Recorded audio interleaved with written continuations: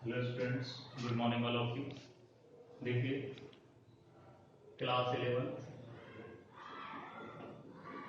Chapter number 3 हम लोग पढ़ रहे हैं रेगुलर वे में, ठीक है। और इसका लेक्चर नंबर 4 हम लोग देखेंगे। और आज के इस वीडियो में हम लोग बात करने वाले हैं, पिछले वीडियो में हमने ब्रायोफाइट्स की हमने बात कर ली थी। ब्रायोफाइट्स का क्लासिफिकेशन भी हमने देख लिया था। आज के इस वीडियो में हम लोग बात करेंगे टेरिडोफाइट्स की।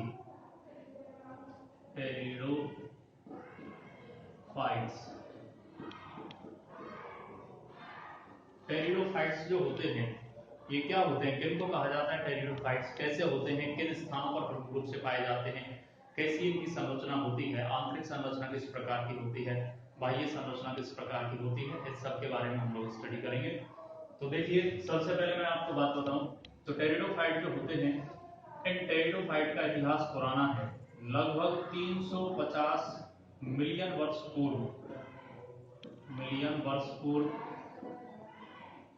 350 मिलियन, 1 मिलियन में कितने होते हैं, 10 लाख। इतने वर्ष पूर्व क्या है, इन पादपों की उत्पत्ति मानी जाती है। इन पादपों की उत्पत्ति हुई थी। प्रमुख रूप से इनको पादप जगत के सरीसृप कहा जाता है। सरीसृप कैसे होते हैं, रेंग कर चलने वाले होते हैं। तो इनको रेंग कर चलने वाले या सरीसृप क्यों कहते हैं, क्योंकि इनका जो तना होता है वो सीधा खड़ा नहीं होता है, बल्कि रेंग करके चलता है। इसलिए इनको पादप जगत के सरीसृप या रेप्टाइल्स के नाम से जाना जाता है। प्रमुख रूप से अगर बात करें तो ये जीवाश्मीय पादप भी कहलाते हैं। इनको जीवाश्मीय पादप के नाम से जाना जाता है। और जीवाश्मीय पादप क्यों कहते हैं, क्योंकि अधिकांश पादप जो होते हैं वो चट्टानों में दबे हुए मृत अवशेष के रूप में, जीवाश्म के रूप में पाए जाते हैं। इसलिए इनको जीवाश्मीय पादप के नाम से जाना जाता है या फोसिल्स के नाम से जाना जाता है। जीवाश्म किसको कहते हैं, लाखों करोड़ों वर्ष पहले चट्टानों में दबे हुए पादप या जंतु अवशेष क्या कहलाते हैं, जीवाश्म कहलाते हैं। जो आज अवशेष के रूप में प्राप्त हो रहे हैं वो क्या कहलाएंगे, जीवाश्म कहलाएंगे। बात अगर इनकी की जाए तो ये पुष्पीय पादप नहीं होते हैं, मतलब अपुष्पोद्भिद होते हैं, अर्थात इनके अंदर पुष्पन की क्रिया नहीं होती है। क्लियर, पुष्प इनके अंदर नहीं आते। अगले अगर लक्षणों की बात करें तो देखिए, जड़ इनके अंदर पाई जाती है, तना इनके अंदर पाया जाता है और पत्तियां इनके अंदर उपस्थित होती हैं। संवहनी ऊतकों की अगर बात की जाए तो विकसित प्रकार के संवहनी ऊतक इनके अंदर नहीं पाए जाते हैं। संवहनी ऊतक उपस्थित जरूर होते हैं लेकिन विकसित प्रकार के नहीं होते हैं। जड़ों की अगर बात की जाए तो जड़ें जो होंगी वो कैसी होंगी, मूसला मूल के रूप में पाई जाएंगी, मूसला मूल के रूप में पाई जाएंगी। इसके अलावा बात की जाए तो ये पादप प्रमुख रूप से चट्टानों पर उपस्थित होते हैं। चट्टानों पर इनकी उपस्थिति देखी जाती है। तने की अगर बात की जाए तो तना जो होता है वो रेंग कर चलता है, रेंग कर वृद्धि करता है, नीचे सतह पर रेंग कर वृद्धि करता है, खड़ा हुआ तना नहीं पाया जाता है। पत्तियों की अगर बात की जाए तो पत्तियां जो होती हैं वो कैसी होती हैं, छोटी होती हैं। पत्तियां आकार में कैसी होती है, छोटी होती है। और छोटी होने के साथ साथ में इन पत्तियों के ऊपर विशिष्ट प्रकार की क्यूटिकल का जमाव भी पाया जाता है। क्यूटिकल पाई जाती है पत्तियों के ऊपर।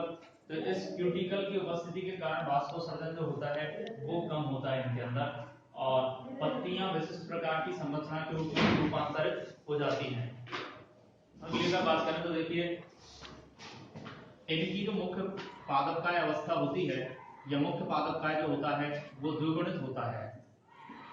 मतलब प्रत्येक कोशिका कैसी है, द्विगुणित है, 2n प्रकार की होती है। अर्थात इस द्विगुणित कोशिका को अगर देखा जाए या शरीर में से कोई कोशिका ली जाए तो वो कैसी मिलेगी, द्विगुणित। अर्थात मुख्य पादपकाय अवस्था कैसी होगी, द्विगुणित को क्या कहते हैं, बीजाणुोद्भिद, और अगुणित वाली को कहते हैं युग्मकोद्भिद। तो मुख्य पादपकाय अवस्था कैसी हो जाएगी, बीजाणुोद्भिद इसकी हो जाएगी। इसके अलावा बात की जाए तो इनके अंदर पीढ़ी एकांतरण पाया जाता है। और पीढ़ी एकांतरण का मतलब होता है एक के बाद एक अवस्थाएं इनके अंदर पाई जाती हैं। जैसे पहले मान लीजिए युग्मकोद्भिद अवस्था आएगी। युग्मकोद्भिद कैसी होगी, अगुणित होगी। इस युग्मकोद्भिद से किसका निर्माण होगा, बीजाणुोद्भिद का निर्माण होगा। और बीजाणुोद्भिद जो होगी वो द्विगुणित अवस्था होगी। तो अगुणित और द्विगुणित अवस्थाएं एक के बाद एक क्रमिक रूप से आती जाती है इनके अंदर, इसलिए इसको क्या कहा जाता है, पीढ़ी एकांतरण कहा जाता है। जनन की अगर बात की जाए तो प्रमुख रूप से देखिए, जनन जो होता है वो किस प्रकार से होता है। जनन इनके अंदर होता है और 3 प्रकार का जनन पाया जाता है। पहला जो जन्म है वो कायिक जन्म है, दूसरा जो जन्म होता है वो अलैंगिक जनन होता है, और तीसरे प्रकार का जो जनन होता है वो लैंगिक जनन होता है। तीनों प्रकार का जनन इनके अंदर पाया जाता है। कायिक जनन की अगर बात की जाए तो ये खंडन या विखंडन द्वारा होता है प्रमुख रूप से। अलैंगिक जनन की अगर बात की जाए तो अलैंगिक जनन जो होता है, ये अलैंगिक जनन बीजाणु के द्वारा होता है, और ये बीजाणु जो होते हैं, बीजाणु का निर्माण विशिष्ट प्रकार की बीजाणु हानि होता है। बीजाणु हानि होता है, और ये बीजाणु हानि जो होती है वो अचल बीजाणु हानि या अचल बीजाणु हानि के रूप में पाई जाती है। लैंगिक जनन की अगर बात की जाए तो लैंगिक जनन जो होता है वो युग्मक निर्माण द्वारा होता है, और ये युग्मक नर युग्मक और मादा युग्मक के रूप में बनते हैं। नर युग्मक और मादा युग्मक के रूप में बनते हैं। इन युग्मकों का निर्माण पत्तियां जो होती हैं वो विशिष्ट प्रकार से रूपांतरित हो जाती हैं, और रूपांतरित होकर के पत्तियां बीजाणु पर्ण का निर्माण करती हैं। किसका निर्माण करती हैं? बीजाणु पर्ण का। अब ये बीजाणु पर्ण जो होते हैं वो दो प्रकार के होते हैं। कौन कौन से हैं? एक है लघु बीजाणु पर्ण, लघु बीजाणु पर्ण, और दूसरा है गुरु बीजाणु पर्ण, बीजाणु पर्ण। तो देखिए, पर्ण का मतलब होता है पत्ती। तो लघु बीजाणु पर्ण पत्ती रूपांतरित हो रही है, लघु बीजाणु पर्ण के रूप में कार्य कर रही है। ये गुरु बीजाणु पर्ण के रूप में कार्य कर रही है। लघु बीजाणु पर्ण के अंदर लघु बीजाणु हानि या पुंहानि का निर्माण होता है, और इस पुंहानि के अंदर नर युग्मक पुंगणु का निर्माण होता है। और दूसरी कंडीशन में गुरु बीजाणु पर्ण की बात करें तो इसमें मादा जन्नांग स्त्री धानी का निर्माण होता है, और इस स्त्री धानी के अंदर अंड कोशिका का निर्माण होता है, और ये अंड कोशिका जो होती है वो मादा युग्मक के रूप में कार्य करती है। तो इस प्रकार से क्या है, बीजाणु पर्ण जो होते हैं ये दो प्रकार के होते हैं, लघु बीजाणु पर्ण और गुरु बीजाणु पर्ण। दोनों प्रकार के जो बीजाणु पर्ण हैं, दोनों प्रकार के बीजाणु पर्ण में युग्मकों का निर्माण होता है, और ये युग्मक जो होते हैं वो नर युग्मक और मादा युग्मक के रूप में पाए जाते हैं।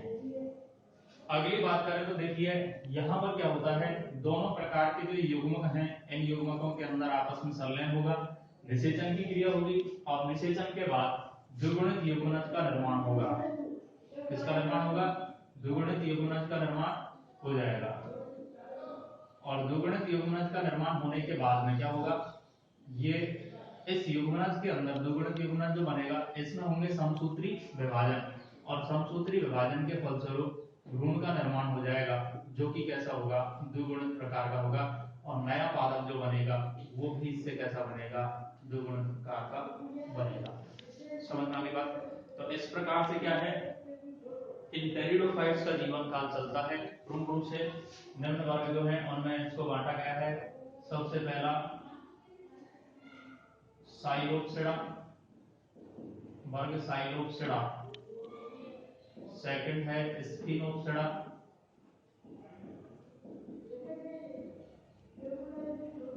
थर्ड है टेरोप्सिडा, और फोर्थ है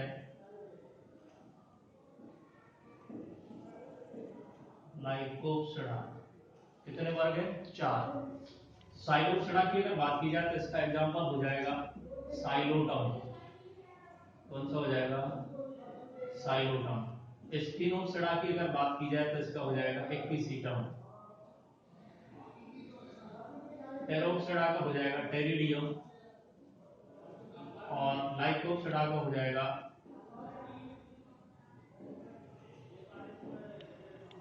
लाइकोपोडियम।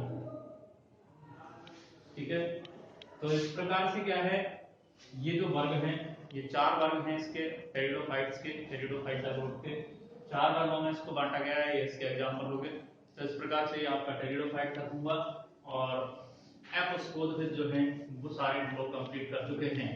तो दो ग्रुप में हमने बांटा था इसको अकॉर्डिंग टू एपीडी कैंडोले। एपीडी कैंडोले ने दो इसके प्रभाग बनाए थे, एक एपोस्पोदिस जिनको क्रिप्टोगेम्स कहा था, और दूसरे वाले जो थे वो पुष्पोद्भिद थे। तो एपोस्पोदिस में 3 थे, थैलोफाइटा, ब्रायोफाइटा, टेरिडोफाइटा। तीनों हम लोग कंप्लीट कर चुके हैं। अब बात करेंगे हम लोग पुष्पोद्भिद की, और उस पुष्पोद्भिद के अंदर क्या है शामिल किया गया था अनावृत बीजी या जिम्नोस्पर्म और एंजियोस्पर्म को। तो सबसे पहले हम लोग बात करेंगे अनावृत बीजी की। अनावृत बीजी को कहा जाता है जिम्नोस्पर्म। जिम्नोस्पर्म नाम से स्पष्ट है। जिम्नो जिम्नो का मतलब होता है नेत्र, नेत्र का मतलब नग्न, मतलब जिसके बाहर कवरिंग नहीं हो, और स्पर्मा का मतलब होता है सीड। तो ऐसे पादप जिनके बीज के बाहर कोई आवरण नहीं पाया जाता है, अर्थात ये नग्न बीजी कहलाते हैं। क्या कहलाते हैं? ये नग्न बीजी कहलाते हैं। इनके बीज के बाहर कोई आवरण नहीं होता। तो कुल मिला के ये पुष्पीय पादप में पुष्पन की क्रिया इनके अंदर होती है, लेकिन यहाँ पर बीज जो होता है उस बीज के बाहर आवरण नहीं होता, मतलब फल भित्ति और फल नहीं बनते हैं। इसलिए बीज जो होते हैं वो हवा में स्वतंत्र रूप से हवा के संपर्क में पाए जाते हैं, खुली हुई अवस्था में पाए जाते हैं। दुनिया के अंदर अगर बात की जाए तो यहाँ पर केवल लगभग 700 वंश जो है वो संपूर्ण दुनिया में इन अनावृत बीजियों के पाए जाते हैं। मतलब बहुत छोटा समूह है, ये बहुत छोटा एक ग्रुप है, एक बहुत छोटा प्रभाग है, जिसके बहुत कम वंश इस दुनिया के अंदर पाए जाते हैं। दुनिया के अंदर इनकी उपस्थिति जो होती है वो कम होती है। पुष्पीय पादप है, पुष्पन की क्रिया इनके अंदर निश्चित रूप से होगी, और बाकी जो है बीज का निर्माण इनके अंदर होगा। बस अंतर रहेगा तो क्या रहेगा इनके कि बीज जो होते हैं वो नग्न अवस्था में पाए जाते हैं, खुली हुई अवस्था में पाए जाते हैं। अगली बात करें तो देखिए अगला क्या है, जैसे जड़ तना पत्ती इनके अंदर उपस्थित होते हैं। अगर जड़ की बात करें तो जड़ जो होती है वो कैसी होती है, किस प्रकार की होती है? तो इनके अंदर मूसला मूल पाई जाती है प्रमुख रूप से। कौन सी मूल पाई जाती है? मूसला मूल पाई जाती है। और इन मूल की अगर बात की जाए तो इनमें भी कुछ जैसे अलग अलग कंडीशन होती है। जैसे हम लोग साइकस की बात करें तो कुछ पादपों जैसे साइकस में क्या है, प्रवाल मूल पाई जाती है। कोरेलॉइड रूट इनको कहते हैं। प्रवाल मूल कैसी होती है? ऐसी मूल जिनके अंदर साइनोबैक्टीरिया सहजीवी जीवाणु उपस्थित होते हैं, और वो सहजीवी जीवाणु क्या करते हैं, नाइट्रोजन स्थिरीकरण करने का कार्य करते हैं। मतलब वायुमंडलीय जो नाइट्रोजन होती है उसको नाइट्रेट में परिवर्तित करके इन पौधों के लिए उपलब्ध करवाते हैं। तो इन जड़ों में नाइट्रोजन स्थिरीकरण जीवाणु या साइनोबैक्टीरिया पाए जाते हैं, इसलिए इन जड़ों को क्या कहा जाता है, प्रवाल मूल के नाम से या कोरेलॉइड रूट के नाम से जाना जाता है। इसी कैटेगरी में अगर बात की जाए अनावृत बीजी पादप है जिसका नाम है पाइनस। तो पाइनस जो होता है, इस पाइनस की जड़ों में कवक मूल पाए जाते हैं। कवक मूल क्या होते हैं? एक सहसंबंध है, इसको माइकोराइजा भी कहा जाता है। तो माइकोराइजा क्या है? पादप और कवकों का आपसी जो संबंध होता है वो क्या कहलाता है? माइकोराइजा। तो पाइनस की जड़ों में कवक पाए जाते हैं। ये कवक पाइनस से तो भोजन प्राप्त करते हैं, और बदले में पाइनस को क्या करते हैं, खनिज पोषक तत्व फास्फोरस वगैरह जो होते हैं उनको उपलब्ध करवाने का काम करते हैं। इनका आपसी सहसंबंध क्या कहलाता है? कवक मूल। मूल में इन उच्च श्रेणी के पादपों की मूल में क्या पाए जा रहे हैं? कवक, इसलिए ऐसा संबंध कवक मूल या माइकोराइजा कहलाता है। तो इस प्रकार से तो इसकी मूल होती है। तने की अगर बात की जाए तो तना जो है किस प्रकार का होता है? देखिए प्रमुख रूप से इनके अंदर काष्ठीय प्रकार का तना पाया जाता है। शाखित भी होता है। काष्ठीय का मतलब होता है कठोर, शाखित भी होता है और अशाखित भी होता है। दोनों प्रकार का तना इनके अंदर उपस्थित होता है। क्लियर? अब काष्ठीय तो है ही है, सीधा है, करेक्ट पोजीशन में है, सीधा खड़ा तना पाया जाता है। शाखित की अगर बात करें तो जैसे पाइनस होता है तो उस पाइनस के अंदर कैसा होता है? शाखित होता है। अशाखित की अगर बात की जाए तो अशाखित जो है वो किसमें पाया जाता है? जैसे साइकस होता है तो साइकस में तना शाखाओं में बटा हुआ नहीं होता है, बेलनाकार काष्ठीय तना होता है। और प्रमुख रूप से ग्रिप इसके ऊपर पाई जाती है और भालनुमा संरचना इसके ऊपर पाई जाती है। तो इस प्रकार का तना पाया जाता है इनके अंदर, इन अनावृत बीजी पादपों के अंदर। काष्ठीय होगा, शाखित भी हो सकता है, अशाखित भी हो सकता है। पत्तियों की अगर बात की जाए तो देखिए पत्ती किस प्रकार की होंगी इनके अंदर। इसके अलावा तने की अगर बात करें तो देखिए तने में और कैरेक्टर हम लोग लिख सकते हैं। क्या लिख सकते हैं? तना जो होता है उसमें संवहनी ऊतक पाए जाते हैं, और संवहनी ऊतक के रूप में क्या होता है? संवहनी ऊतक के रूप में जाइलम भी इनके अंदर होता है और फ्लोएम भी होता है। जाइलम भी है और कौन है? फ्लोएम भी है। जाइलम और फ्लोएम दोनों पाए जाते हैं। तो जाइलम जो होता है उसमें तो वाहिकाएं उपस्थित होती हैं। जाइलम में वाहिकाएं एब्सेंट होती है। ठीक है, जाइलम में क्या क्या चीज होती हैं? देखिए एक तो होती हैं वाहिनिकाएं, एक होती हैं वाहिकाएं, एक होते हैं जाइलम रेसे और जाइलम विद्युतक। तो 4 अवयव पाए जाते हैं, इनमें से वाहिकाएं जो होती हैं वेसल्स वो एब्सेंट होती हैं। फ्लोएम की अगर बात करें तो फ्लोएम में सहकोशिकाएं अनुपस्थित होती हैं, सहकोशिकाएं अनुपस्थित होती हैं। ठीक है, तो इतनी बात हो गई किसकी, तने की। आगे हम लोग बात करें पत्तियों की।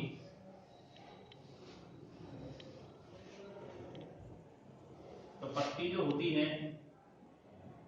किस प्रकार की होती हैं? पत्तियां भिन्न भिन्न प्रकार की होती हैं, कुछ कठोर भी होती हैं, कुछ कोमल पत्तियां भी इनके अंदर पाई जाती हैं। प्रमुख रूप से क्यूटिकल का जमाव इन पत्तियों के ऊपर पाया जाता है ताकि वाष्पोत्सर्जन की क्रिया जो है वो कम से कम हो सके। रंध्र जो होते हैं इन पत्तियों के अंदर वो रंध्र धसे हुए होते हैं, और धसे हुए होने से क्या फायदा हो जाता है, अगर ये धसे हुए होंगे तो ऐसा होने के कारण वाष्पोत्सर्जन जो होता है वो कम से कम होता है। कुछ पादप जो होते हैं उन पादपों के अंदर पत्तियां जो होती हैं वो विशिष्ट प्रकार से रूपांतरित होकर के बीजाणु पर्ण का निर्माण करती हैं। इसका निर्माण करती हैं, बीजाणु पर्ण या स्पोरोफिल बनाती हैं। और ये स्पोरोफिल जो होते हैं बीजाणु पर्ण होते हैं, इन पर नर और मादा शंकुओं का निर्माण होता है, मतलब नरजन्नांग और मादाजन्नांग बनते हैं। सबसे पहली बात करें हम लोग नर शंकु की, तो ऐसी कुछ पत्तियां जो होती हैं वो रूपांतरित होकर के और लघु बीजाणु पर्ण का निर्माण करती हैं। लघु बीजाणु पर्ण ये ऐसी पत्तियां हैं जो कि लघु बीजाणु धानी को धारण करने का कार्य करती हैं। लघु बीजाणु धानी को धारण करने का कार्य करती हैं। स्पोरेंजिया को, माइक्रोस्पोरेंजिया को। लघु बीजाणु पर्ण में क्या पाई जाएगी, लघु बीजाणु धानी। इस लघु बीजाणु धानी में क्या होगी, लघु बीजाणु मात्र कोशिका होगी।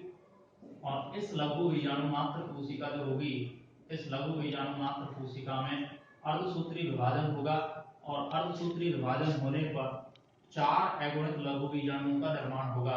1 2 3 और 4 अगुणित क्या बनेंगे, लघु बीजाणु बनेंगे। और ये जो लघु बीजाणु होंगे ये नरयुग्मक के रूप में या परागकण के रूप में कार्य करेंगे। समझ आ गई बात। लघु बीजाणु पर्ण पे लघु बीजाणु धानी बनेगी। लघु बीजाणु धानी में लघु बीजाणु मात्र कोशिका होगी। कैसी होगी, द्विगुणित प्रकार की होगी। इसमें अर्धसूत्री विभाजन होगा। अर्धसूत्री विभाजन के फलस्वरूप 4 लघु बीजाणुओं का निर्माण होगा। ये लघु बीजाणु आगे चलकर परागकण के रूप में कार्य करेंगे। अगली मैं बात करूं तो देखिए मादा शंकु की। तो मादा शंकु जो होता है उस मादा शंकु के रूप में क्या कंडीशन होगी, यहाँ पर मादा शंकु होगा तो पत्ती रूपांतरित होंगी और रूपांतरित होकर के गुरु बीजाणु पर्ण बनाएंगी। क्या बनाएंगी, गुरु बीजाणु पर्ण। और ये जो गुरु बीजाणु पर्ण होगा, इस गुरु बीजाणु पर्ण में गुरु बीजाणु धानी बनेगी। गुरु बीजाणु धानी, और गुरु बीजाणु धानी का निर्माण होने पर क्या होगा, ये गुरु बीजाणु धानी के अंदर गुरु बीजाणु मात्र कोशिका होगी। गुरु बीजाणु